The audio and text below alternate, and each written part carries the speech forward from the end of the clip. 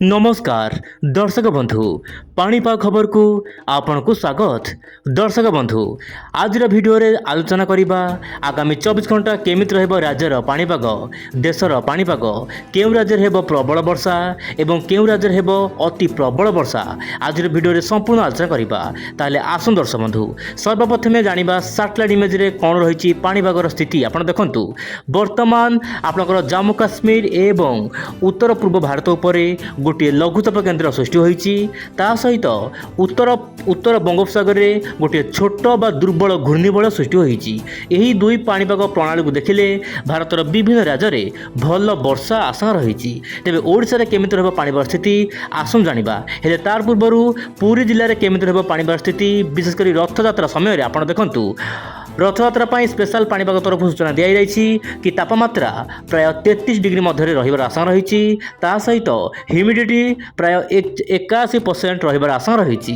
यह सहित दर्शक बंधु हल्का फुल्का बादल बाहरिबा सहित बहु मात्रा रे कम वर्षा रही पारे। स्थानीय स्थान मध्य अधिक वर्षा देखा मिल पारे किंतु अधिक वर्षा हेबो कम समय पई। अधिक वर्षा रही पारे कम समय पई किंतु मोटामोटी कहया गल दर्शक बंधु मध्यम धरण वर्षा हेबा सहित किछि स्थान रे घड़घड़ी सहित वर्षा मिल पारे। से आपण अलर्ट रुहतु।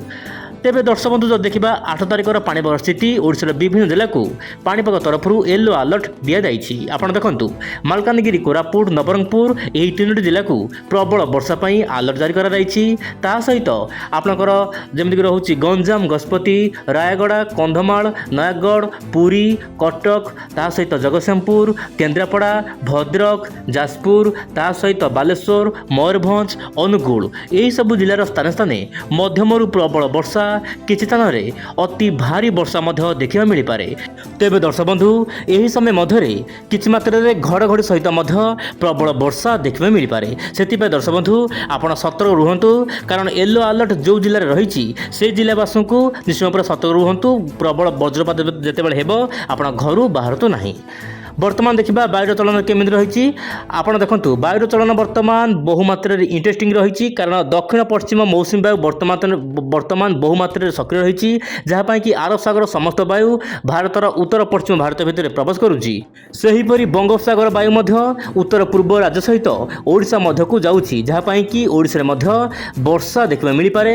सक्रिय मौसुमी प्रभाव में ओडिशार विभिन्न अंचल में वर्षा बढ़ापी पाग अनुकूल रही। आप मोबाइल स्क्रीन देखु से दर्शक बंधु आपंकर किसी मात्रा उत्तर वायु आसूसी जहाँपाई कि गोटे प्रकार मिलन हमार आशंका रही जहाँपाई कि आप छत्तीसगढ़ ता सहित झारखंड ओडिशा पश्चिमबंग यही सब राज्य में अति प्रबल वर्षा स्थान स्थान हो पारे। आप देखु पूर्वाणु वायु केमिति जाऊँगी ना पूर्वाणु वायु बंगोपसागर दे सीधा सलख ओडिशा भितर प्रवेश करुच्ची। विशेषकर दक्षिण बंगोपसागर दर्शक बंधु दक्षिण बंगोपसागर वायु दक्षिण ओडिशा प्रवेश कर जहाँपाई कि उत्तर आंध्र प्रदेश दक्षिण ओडिशार अनेक स्थान में वर्षा हेबो। किंतु दर्शक बंधु मुझे कही गोटे छोट बा दुर्बल घूर्णिबल सृष्टि होइछि एवं यार प्रभाव में वर्षा आशंका रही किंतु लघुचाप हेबो कि नाही वर्तमान कौनसी स्पष्ट सूचना नाही। जदि आम देखा सारा भारतर रेनफॉल डाटा केमिति रहबा आगामी 24 घंटा विशेषकर 8 तारिखर दृश्य आप देखु ओडिशा विशेषकर उत्तर ओडिशा रे मध्यम धरण वर्षा आशंका रही बहुमात्रा कम वर्षा रही पारे। दक्षिण ओडिशा भल वर्षा देखा मिल पारे। यह सहित दर्शक बंधु आपणकर झारखंड छत्तीसगढ़ ता सहित बिहार केतक अंचल में मध्यम प्रबल वर्षा देखा मिल पारे किंतु उत्तर झारखंड में प्रबल खरा हो पारे। दर्शक बंधु तापमात्रा प्राय 42 डिग्री पाखापाखि रही पारे। वर्तमान समय जेहेतु समुद्र अति अशांत रही वर्तमान समय समुद्र जलबाष्पपूर्ण वायु जाऊँगी यार प्रभाव में उत्तर पूर्व राज्य में प्रबल वर्षा हेबो। दर्शक बंधु कहीं उत्तर पूर्व राज्य वर्तमान अति सक्रिय रही जमीक आसाम मणिपुर यही सब राज्य मान प्रबल मात्रा वर्षा रोचे। आसाम तो बन्या परिस्थिति उद्वेगजनक हो पड़ी। सेपरी मध्य भारतर अनेक स्थान में प्रबल वर्षा हेबो। नागपुर भेल्लोर यही सब स्थान में प्रबल वर्षा हेबो। ता सहित मध्य प्रदेश विभिन्न अंचल में भल वर्षा देखा मिल पारे। यह सहित दर्शक बंधु पश्चिम उत्तर पश्चिम भारत अनेक स्थान में मध्यम हल्का फुल्का वर्षा देखा मिल पारे। ता सहित गोवा केरल तमिलनाडु यार आखपाख अंचल वर्षा भल होबार आशंका रही। ভিডিও শেষ বেଳକୁ ଜାଣିବା ଜେପିଏସ୍ ମଡେଲର କ'ଣ ରହିଛି ଆଗାମୀ 5 ଦିନ ମଧ୍ୟରେ ଆକଳନ।